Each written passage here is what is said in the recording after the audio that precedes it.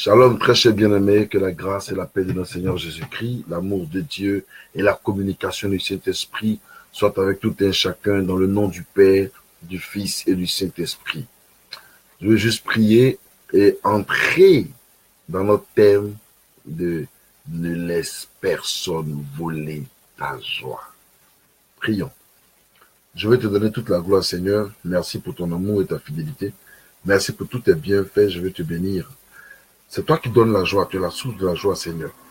Et accorde à chacun de nous d'être en joie, chaque fois que nous sommes dans ta présence. C'est pour ça que je veux ce matin, pour celui qui m'écoute, je veux lui communiquer la joie de l'Éternel, lui communiquer la vie au nom de Jésus. Amen. Alléluia, alléluia, alléluia. Mes amis, une bonne nouvelle à vous annoncer. J'ai une très bonne, une merveilleuse nouvelle à vous annoncer. Alléluia. Selon qu'il est écrit dans le livre de 1 Thessaloniciens, chapitre 5, les versets 16. 1 Thessaloniciens, chapitre 5, verset 16. La Bible dit ceci. Soyez toujours joyeux. C'est bien écrit. Avant que le 17 ne nous dise priez sans cesse, le 16 nous dit soyez toujours joyeux. Mais pourquoi l'apôtre Paul recommande à l'enfant de Dieu d'être toujours joyeux? Pourquoi l'apôtre Paul te recommande à toi qui m'écoutes d'être toujours joyeux? Pourquoi? Parce que la joie apporte la vie. Parce que la joie apporte la guérison. Parce que la joie produit, n'est-ce pas, la richesse. La joie produit l'assurance. La joie produit, n'est-ce pas, la victoire. La joie déstabilise tes ennemis. Parce que le fait qu'ils te voient en joie, ça ne les plaît pas. Donc, du coup, ils sont déstabilisés. Comment un homme, un être humain qu'on a essayé, on a battu, on a frappé, on a essayé d'empêcher de vivre, on a essayé d'empêcher de réussir. Et puis lui, il rit, comme si les coups qu'il recevait ne lui font rien. C'est comme les coups qu'il recevait ne fait rien dans son corps. Mes amis, je vous le dis en vérité, quel que soit ce qui t'arrive sur la terre, quel que soit ce que tu ressembles dans ton corps comme dans ton âme, sois toujours joyeux. La seule chose que Paul a eu à dire aux Thessaloniques, il leur a dit, le seul remède qui puisse vous aider dans votre vie, dans votre travail, dans votre foyer, dans votre maison, dans votre famille, la seule chose qui puisse vous aider, c'est d'être toujours joyeux. Si vous êtes toujours joyeux, la grâce de Dieu sera avec vous. Parce que dans le ciel, il n'y a pas de tristesse. Dans le ciel, il n'y a pas de faiblesse. Dans le ciel, tout le monde est en joie. C'est toujours des danses, c'est toujours des chansons, c'est toujours la joie. Donc imagine-toi, toi qui es toujours en joie là, tu ressembles à Dieu. Tu ressembles au ciel. Toi qui es toujours joyeux, tu communiques la vie à ceux qui t'écoutent, à ceux qui t'entendent. Mais imaginez-vous, ceux qui ne sont jamais joyeux là, ils sont jamais jolis. Parce que quand tu es joyeux, les nerfs de ton visage prennent une forme de manière spéciale. Elles sont toujours en mouvement de manière spéciale et elles te donnent un éclat glorieux. Elles te donnent une haleine de senteur bien. Même si ta bouche sentait, si ta bouche était nauséabonde, le fait d'être toujours joyeux, ça te donne une haleine de vie, une haleine de gloire. Tu ne sens pas la mort. Mais imaginez-vous quelqu'un qui n'est pas joyeux, quelqu'un qui est toujours avec un visage froissé, quelqu'un qui est toujours avec un visage gondolé. Il ressemble à la mort, il ressemble à Satan, il ressemble aux œuvres des ténèbres, il ressemble à ses problèmes. Mais je ne suis pas venu ici t'annoncer que tu dois ressembler à tes problèmes. Je ne suis même pas venu te dire que tu dois ressembler à la négativité, mais je suis venu t'annoncer que tu dois être toujours joyeux. Parce que la Bible dit qu'il faut que nous soyons joyeux. Quand Jésus-Christ est venu, il est venu nous communiquer la vie, il est venu nous communiquer la joie, il est venu nous communiquer la paix. Est-ce que tu ne vois pas que quand tu es toujours souriant, tout le monde t'apprécie? On dit, hé maman, toi tu ris beaucoup, hein? Quand tu ne fais rien, train de sourire. Tu n'es jamais fâché. Tu es toujours souriante avec les gens. Oui, la joie produit le miracle. Ta joie produira ton miracle. Ton sourire que tu apportes à tout le monde va produire ton miracle. Oui, avec la joie que tu produis, dans le sourire que tu apportes, parce que quelqu'un peut être dans la tristesse. Le fait de lui donner ton sourire, ça peut simplement guérir la personne. Vous voyez, après ce verset net, le verset 17 qui suit dit prier sans cesse. Oui, la joie est un instrument de prière. La joie promulgue est un instrument de prière. La joie donne de l'effet dans la prière. C'est pour ça qu'il faut tout faire avec joie. Frère, même s'ils sont en train de te maltraiter, s'ils sont en train de t'insulter, toi, il faut leur donner un sourire. Donne un sourire à tes détracteurs. Donne un sourire à ceux qui ne veulent pas te voir vivre. Donne un sourire à ceux qui ne veulent pas te voir exister. Ceux qui pensent que tu ne finiras pas l'année en beauté là. Il faut sourire seulement parce que eux, ils n'ont pas le monopole de la vie. Parce que eux, c'est pas eux qui t'ont créé. Celui qui t'a créé à son image s'appelle l'Éternel des armées. Et c'est son serviteur qui te dit, tu dois être toujours joyeux. Oui, le fait que tu sois joyeux, tout le monde peut être d'accord avec toi. Nous, on est d'accord avec celui qui est joyeux.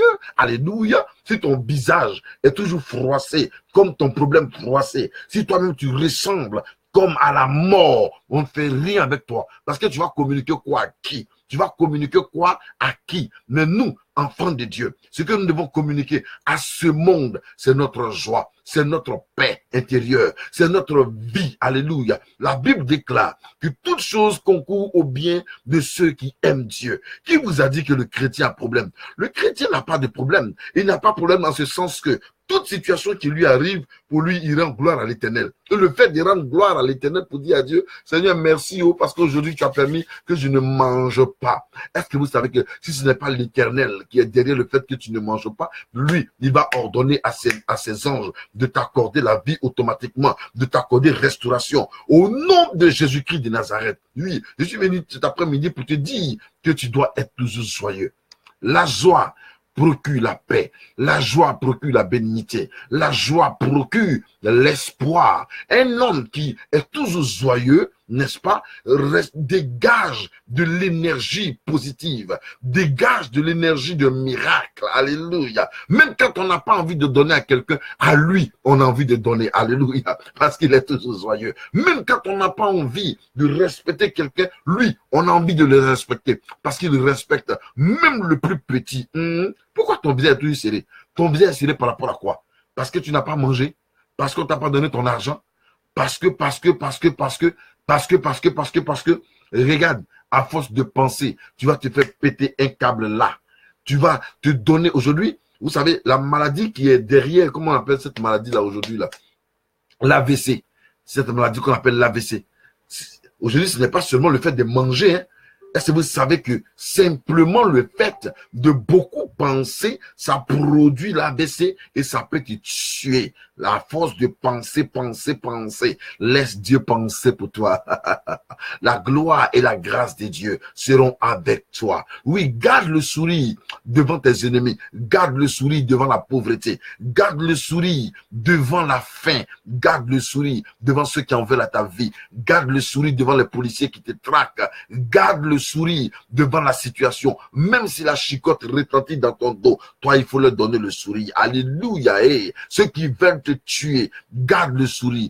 Ton sourire te démontrera que tu es en train tu dégages un amour fort, un amour puissant et un amour véritable. Et ça ne sert à rien toujours de serrer le visage comme si quelqu'un est venu péter dans ton visage là. Ça ne sert absolument à rien. C'est pas parce que tu vas serrer ton visage que l'être humain aura peur de toi. Je suis désolé. Non. Même quand tu es encore souriant, le respect vient sans que tu ne l'exiges, sans que tu ne t'y obliges, parce que il faut être toujours joyeux. Quand nous prenons le psaume 91, alléluia, dans 1 Thessaloniciens 5, 16, là on vu que l'apôtre Paul déclare que nous devons être toujours joyeux. Mais dans le psaume 91, vous allez voir tout à l'heure, où David dit, celui qui demeure sous l'abri du Très-Haut repose à l'ombre du Tout-Puissant. Vous voyez? Donc, celui qui demeure sous l'abri du Très-Haut, mes amis, est-ce que quelqu'un qui est dans la maison et puis il pleut, il va s'inquiéter. Non, il ne peut pas s'inquiéter. Celui qui est dans la maison et puis il pleut.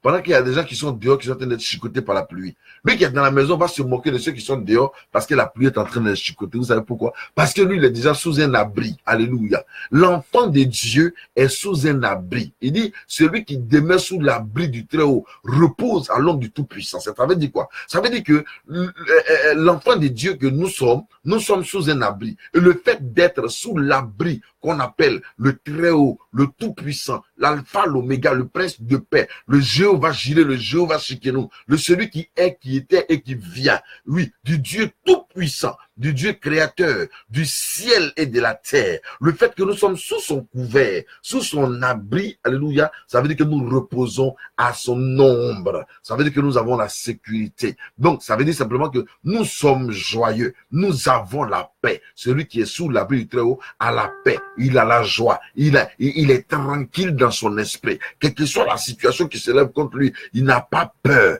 Parce qu'il sait qu'avec Dieu, il va faire des exploits. Parce qu'il sait que son défenseur sur la terre, c'est l'Éternel des armées. Il sait que le sorcier peut se lever contre lui, mais le sorcier peut pas l'atteindre. Parce qu'il est caché sous les ailes du Tout-Puissant. Parce qu'il sait que le marabout peut se lever contre lui, mais le marabout peut pas l'atteindre. Parce qu'il est caché sous les ailes du Tout-Puissant, du Tout-Puissant, du Tout-Puissant.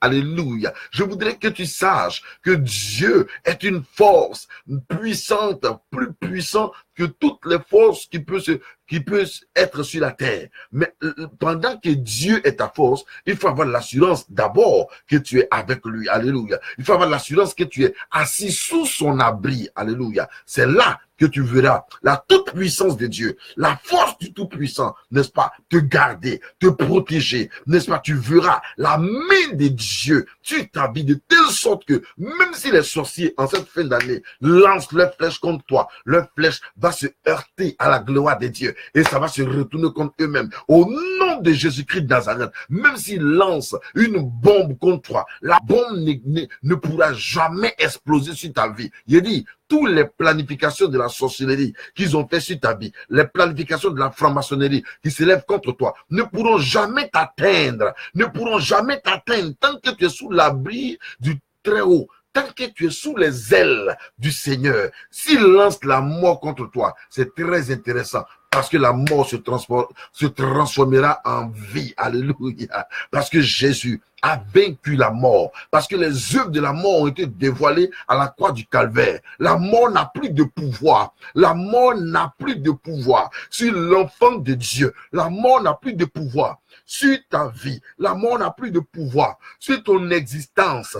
Parce que tu existes, parce que Dieu existe. Tu existes parce que l'Éternel existe. Tu vis parce que ton Dieu vit. Tu vis parce que ton Père Céleste vit. Tu existes parce que ton Père Céleste existe.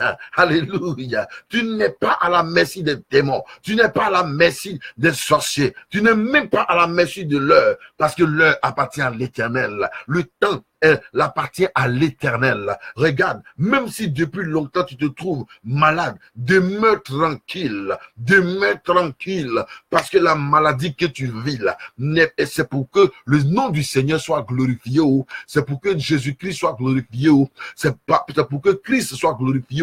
C'est pour ça que les plans des ténèbres n'auront aucun pouvoir sur ta vie. L'Éternel régnera sur toi. L'Éternel te gardera. L'Éternel te protégera. L'Éternel est le Dieu suprême. Il est l'alpha et l'oméga. Il est le Dieu tout-puissant. Alléluia. Il dit, celui qui demeure sous l'abri du Très-Haut repose à l'ombre du Tout-Puissant. Il dit, je dis à l'Éternel, mon refuge et ma forteresse, mon Dieu en qui je me confie. Car, la fatigue me plaît. Alléluia, Moshaka Mayanta, ou car c'est lui qui te délivre des filets de l'oiseleur. Il y en a qui pensent que c'est parce que ils ont des gris-gris au rein qu'ils arrivent à fuir des filets, des sorciers. Non. Cette fin d'année-là, Dieu dit, C'est lui qui te délivre du filet de l'oiseleur. C'est lui qui te délivre du filet des sorciers, du filet, n'est-ce pas, de la sorcellerie, des toiles d'araignée de la sorcellerie, des toiles de la sorcellerie, des puissances qui se promènent dans les airs. L'Éternel te délivre d'eux. Alléluia. C'est toi, sois en joie. Toi, manifeste la joie. Sois toujours joyeux. Voici ce qui va amener l'Éternel à te bénir, à te restaurer. Parce que Dieu est ton assurance. Et tu dois comprendre que si mon assurance est Dieu, pourquoi il aime me fatiguer? Pourquoi il aime me détruire? Pourquoi il aime me fatiguer? Pourquoi il aime me détruire? Pendant que tu m'écoutes, je te communique la joie de l'Éternel au nom de Jésus-Christ. Je te communique la joie au nom de Jésus-Christ. Commence à me donner un sourire. Commence à me donner un sourire. Même si je ne te vois pas, le Saint-Esprit te voit. Commence à me donner un sourire. Donne-moi un sourire, s'il te plaît.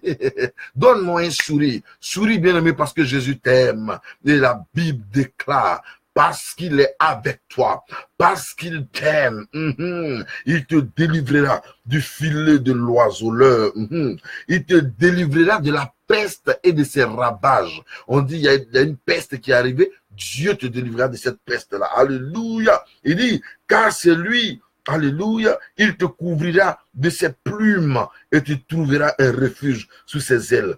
La fidélité de Dieu est un bouclier et une cuirasse. La fidélité de Dieu est un bouclier et une cuirasse. Alléluia. Est-ce qu'on peut chanter à la gloire de Dieu? Alléluia, alléluia, alléluia. Je suis dans la joie. Gloire à Dieu. Oui, gloire à Dieu. La Bible déclare, bien-aimé, toi qui m'écoutes, toi qui m'entends, toi qui m'écoutes et toi qui m'entends, écoute-moi bien. Ainsi parle l'Éternel. Ça, prends ça maintenant comme une prophétie. Prends ça maintenant comme une garantie. Prends ce qui se veut dire maintenant comme une parole qui vient du cœur de Dieu. Comme une parole qui vient du cœur, de la profondeur de l'Éternel des armées. Alléluia. Hey, il dit ceci, il dit ceci, il dit ceci, mon enfant, tu ne craindras ni les terreurs. Tu ne craindras ni les terreurs de la nuit, ni la flèche qui vole de jour. Tu ne craindras ni les terreurs de la nuit. Dieu te rassure et te dit, mon enfant, en cette fin d'année,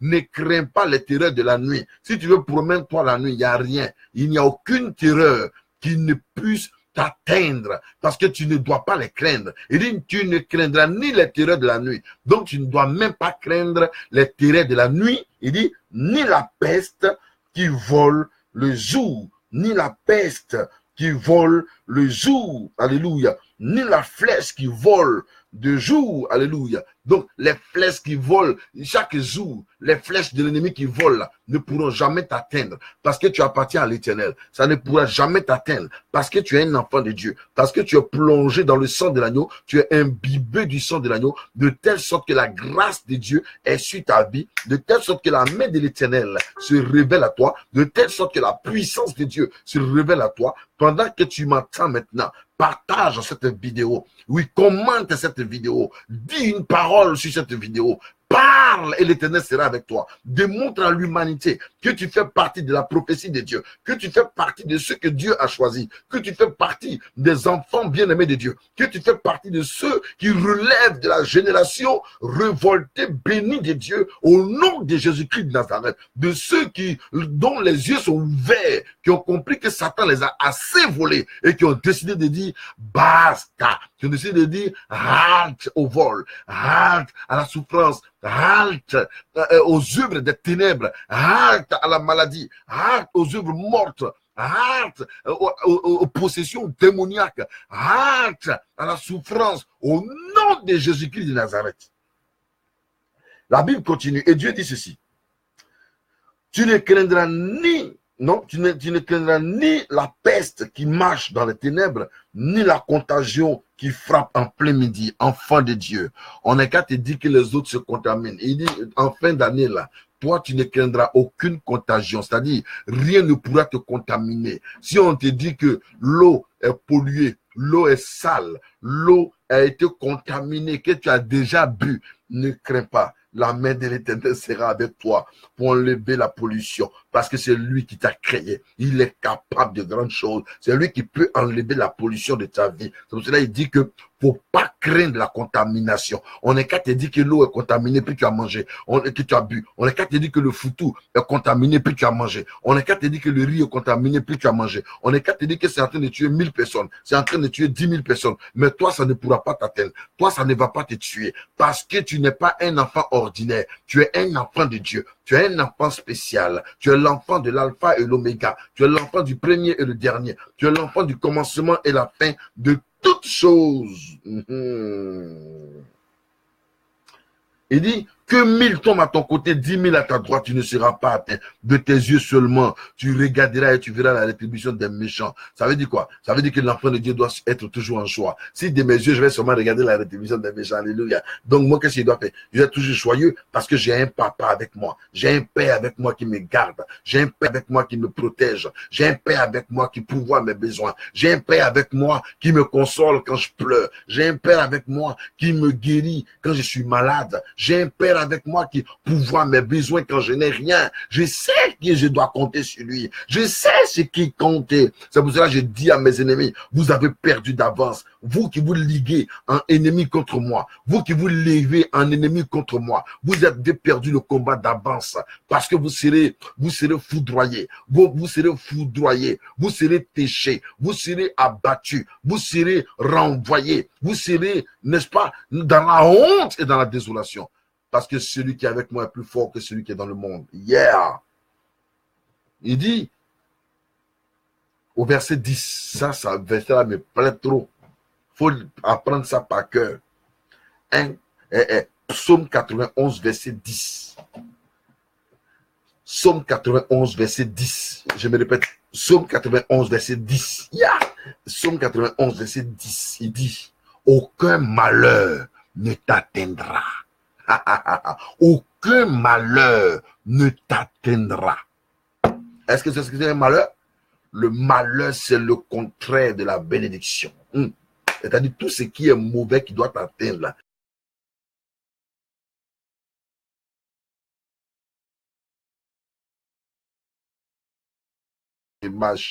Aucun malheur, aucune mauvaise nouvelle ne va t'atteindre. Aucun malheur ne t'atteindra, dit l'Éternel des armées. C'est bien écrit. Aucun malheur ne t'arrivera. Aucun fléau n'approchera de ta tente. C'est-à-dire, même ta maison sera protégée. N'est-ce pas merveilleux ça, bien-aimé? N'est-ce pas merveilleux ça? Il dit, car mon Dieu ordonnera à ses anges de te garder dans toutes tes voies. On n'a pas dit dans une seule de tes voies, mais dans toutes tes voies, dans toutes tes voies, dans mes voies du nord, mes voies du sud, mes voies de l'est, mes voies de l'ouest, mes voies, alléluia, du sud. Il me gardera dans toutes mes voies. Donc, comprenez que quand tu vas sortir comme ça chaque matin, il y a une pléiade d'anges, il y a un groupement d'anges, il y a des anges qui vont te suivre. Partout, ils seront avec toi. Partout, ils seront avec toi. Ils vont te garder. Ils vont te protéger. Ils seront avec toi pour te bénir. Ils seront avec toi pour te restaurer. Ils seront avec toi pour te garder. Ils seront avec toi pour t'accompagner. Même si tu t'en vas au WC, ils sont avec toi. Tu t'en vas dans la douche, ils sont avec toi. Parce qu'on ne sait pas si le diable t'attend dans la douche pour te faire glisser, ta tête va cogner le mur, puis tu vas mourir. Les anges t'accompagneront. Oh, Rokabashi Kilabayanta. Les anges te garderont. Et c'est ça qui est plus intéressant. Il dit, alléluia, ils te porteront sur les mains de peur que ton pied ne heurte contre une pierre. Tu marcheras sur le lion et sur la spique. Tu fouleras le lionceau et le dragon.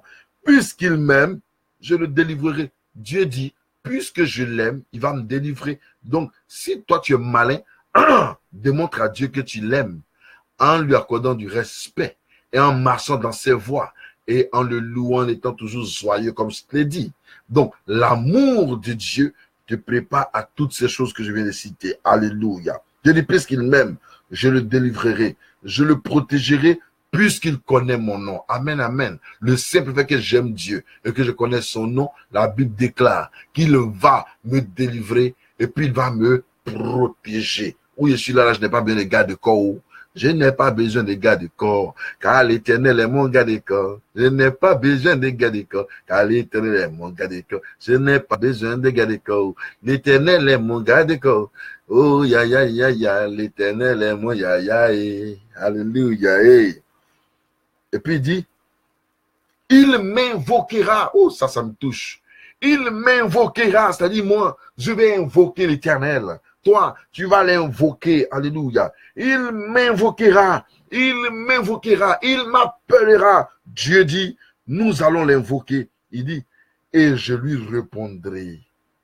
Je serai avec lui dans la détresse. Je le délivrerai et je le glorifierai. Dieu va te délivrer et il va te glorifier. Dieu va me délivrer et il va me glorifier. Mais tout cela au nom de Jésus. Bien-aimé, après avoir reçu tout cela, à la fin, il dit, je le rassasierai de longs jours et je lui ferai voir mon salut. Alléluia. Dieu dit que moi, là, non, il va me rassasier de longs jours. C'est pour cela que je crois fermement que je ne vais pas vite mourir. Toi, tu penses que tu vas vite mourir, c'est ton problème. Moi, il a lui. Il voit mes enfants. Il les voit déjà. Mes petits-enfants. Oui, je les vois. Mes arrière-petits-enfants. Mais jusqu'à la 4e, à la 5e génération, je les verrai et je les bénirai. Alléluia. Parce que l'Éternel est ma force. Parce que l'Éternel est ma force. Il faut savoir en qui tu as cru, avec qui tu marches. Alors tu verras que la main de Dieu ne te lâchera pas un seul instant. Moi, j'ai espoir que Dieu peut t'accorder sa grâce. J'ai grand espoir qu'il peut t'accorder la vie. J'ai grand espoir que quelque chose peut changer en cette fin d'année. Il peut t'accorder la chose. Pour l'heure, je bénis Dieu pour ta vie et je crie au ciel pour que le rassemblement se fasse autour de toi qui m'écoutes et que tu sois restauré au nom de Jésus-Christ. Shalom.